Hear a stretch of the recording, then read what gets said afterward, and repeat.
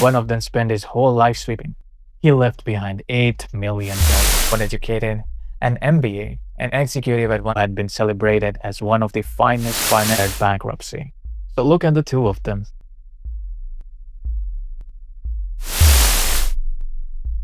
Let me ask you something. How much money would you need to never worry about money again? Go ahead. Pick the number. The exact figure where the knot in your stomach finally loosens and you can breathe. Got it? Hold on to it. Now here is the uncomfortable part. When you reach that number, it will move. It always moves. The person earning 10 times what you want today once stood exactly where you are standing right now, completely certain that this much would finally be enough, but it wasn't. So maybe the real question was never how much. Maybe the real question is this. Why does the finish line keep running away from you? Why do some people with almost nothing feel completely free, while others with almost everything never feel free for a single day of their life? For the next few minutes, forget everything you think you know about money, because the wisest book ever written about it has almost nothing to do with stocks or salaries or interest rates. It's about you, about the strange human things we all do with the money in our hands. And by the time this video ends, I promise you, you will not look at your bank account or your own life the same way ever again. But I'm not going to begin with the theory. I'm going to begin with two men who spent their entire lives answering the very question I just asked you. Two men who began in the same world and ended at opposite ends of the earth. They lived in the same country, in the same years, and they died not far apart. One of them spent his whole life sweeping floors. The other ran one of the largest banks in the world. You already think you know which one died rich, right? But you're wrong. The first man was named Ronald. For 25 years, he pumped gas at a filling station. And when that chapter of his life closed, he picked up a broom and became a janitor at a department store. He wore the same coat until it frayed at the cuffs, and then he held it together with a safety pin. He chopped his own firewood well into his 90s. He drove a tired second-hand car, and when it broke down, he fixed it himself. If you had passed him on the street, you would not have looked twice. You would have seen an old man with nothing. So when Ronald died, the town did the quiet arithmetic in their heads, a janitor, a small life, and assumed he had left almost nothing behind. He left behind $8 million. No inheritance, no lottery ticket, no secret windfall. He gave most of it away to the local hospital and to the library, the quiet places that had held his little town together for a lifetime. And the people who had watched him sweep their floors for decades sat in stunned silence. Now hold that picture in your mind and let me show you the other man. The second man was named Richard, Harvard educated, an MBA, an executive at one of the most powerful financial firms on earth. He had everything Ronald did not. The degrees, the title, the salary, the connections. He had a mansion, thousands of square feet, with a swimming pool you could swim laps in, and a second pool beside it. He had the cars. He had the kind of life other ambitious men quietly envied across the dinner table. And then the ground moved. The borrowing that he had quietly built his whole life turned upon against him. When the markets cracked, the debt did not care about his resume. He lost his cars, he lost the house. A man who had been celebrated as one of the finest financial minds of his generation declared bankruptcy. So look at the two of them side by side. One man had no education and no real income, and ended his life with $8 million and a town that loved him. The other had every single advantage that money can buy and ended up with nothing. How? That one question is the entire subject of the wisest book ever written, Morgan Housel's The Psychology of Money. And the answer is going to quietly rearrange how you see your whole life. Here it is, as plainly as I can say it. Doing well with money has almost nothing to do with how smart you are, and almost has everything to do with how you behave.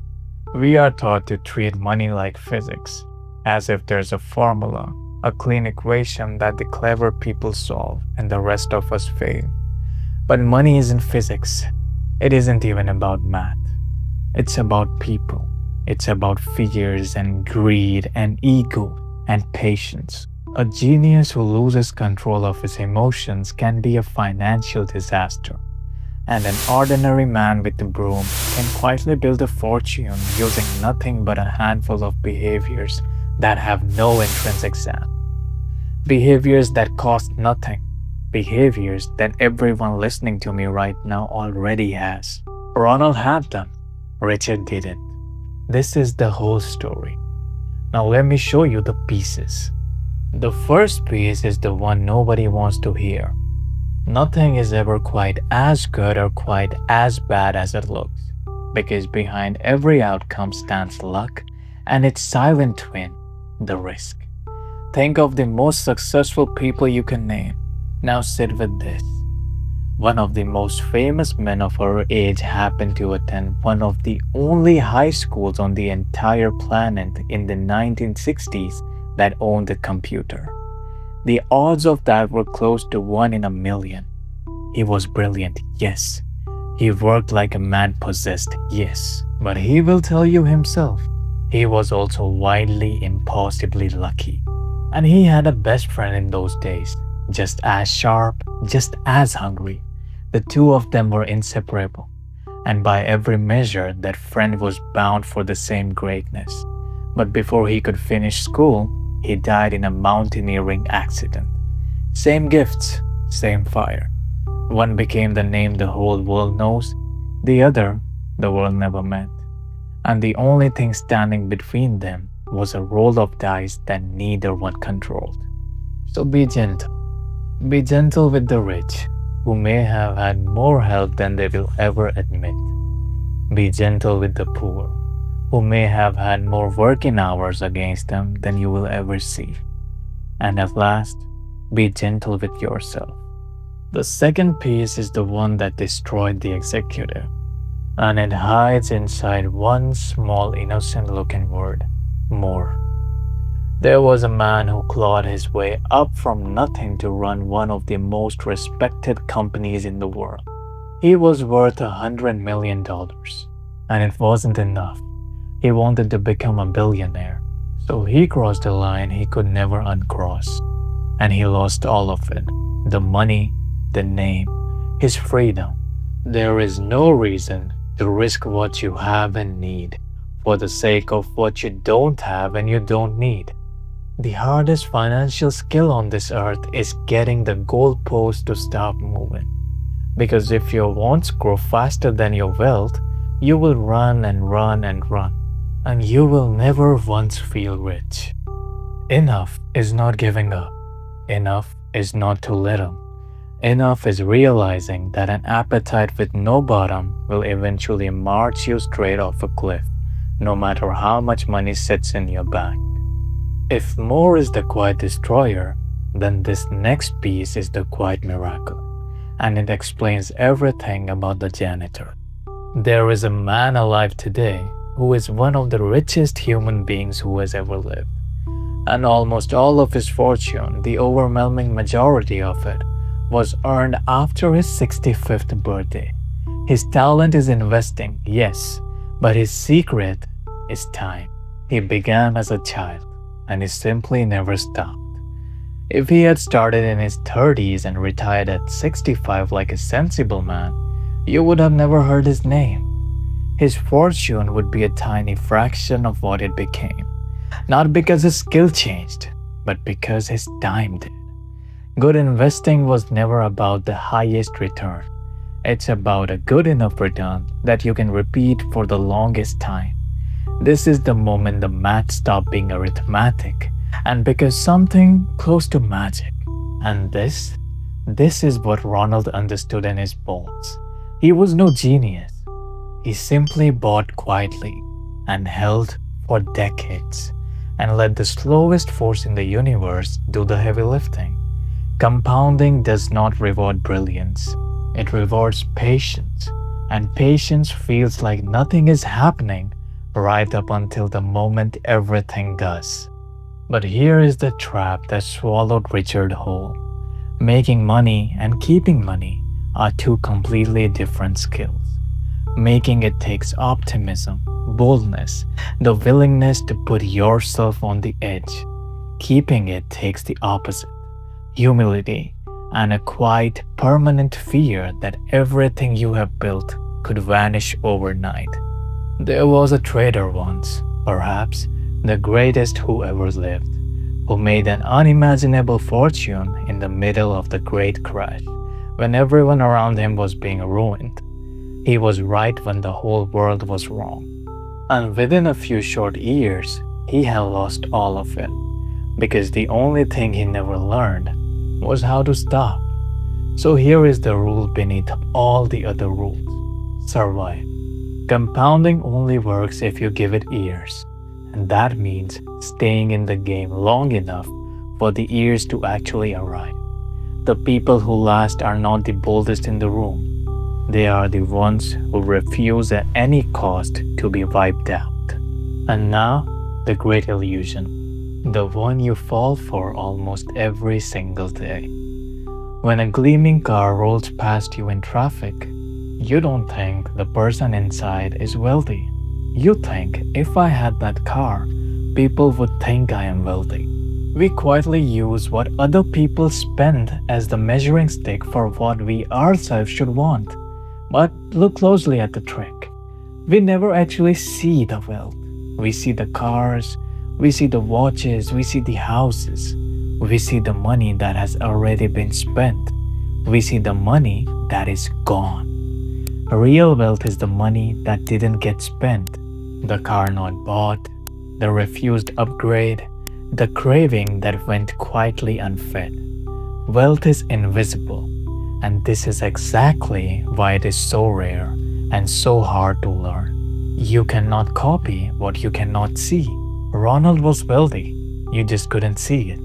Richard, on the other hand, just looked wealthy, and that in the end was the whole problem. So you would be wondering if being wealthy was never really about the mansion or the pool or the title, then what was it about? One thing, freedom. The highest dividend money will ever pay you is control over your own time. The ability to wake up in the morning and decide, today I do what I want, with whom I want, for as long as I want. This is the richest a human being can ever feel, and money's single greatest power is its power to hand you exactly that. Ronald had that. He had no boss he feared, no lifestyle he had to defend, no number chasing him through the dark. He had enough, and he had the time. In the only currency that has ever truly counted, the janitor was wealthier than the executive with 2 swimming pools. So a question arises. What should you actually do with all of this information? It's quieter than you would think. You spend less than you earn, and you make peace with the truth that the gap between those two numbers, your savings is far more in your control than your salary will ever be or the markets will ever be. You save even when there is no reason to, not for the car, not for the house, for the options, for the freedom a pile of quiet money buys you, the freedom to wait, the freedom to walk away, the freedom to say no. You let it compound and you refuse at all costs to interrupt it. You keep your room for error, a margin of safety, enough cushion that no single bad year, no crash, no surprise, no broken thing can ever end your game. And you decide what enough is before the world decides it for you. Ronald never earned a big salary. He never held an impressive title. He simply understood, deep in his bones, the one thing the Harvard executive never did. The wealth was never about looking rich. It was about being free. The goal was never the number. It was the life that the number could quietly buy back for you. This is the moment where you look back at your life and question yourself. Do you want the money to look rich, or do you want the money to give you the freedom that you always wanted? This was the psychology of money. If it moved something in you, stay with me. This is Gilded Vision. We turn the world's wisest book into the lessons that quietly change how you live. Until next time,